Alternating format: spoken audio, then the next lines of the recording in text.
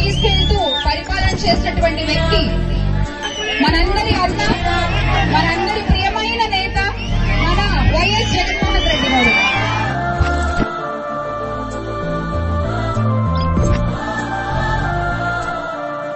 జగనన్న అంటే ఒక నమ్మకం, జగనన్న అంటే ఒక ధైర్యం.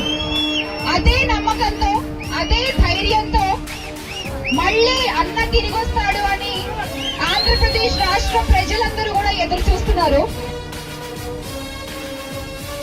మళ్ళీ మన జగనన్న వస్తారు, ఆయన్ని సీఎంగా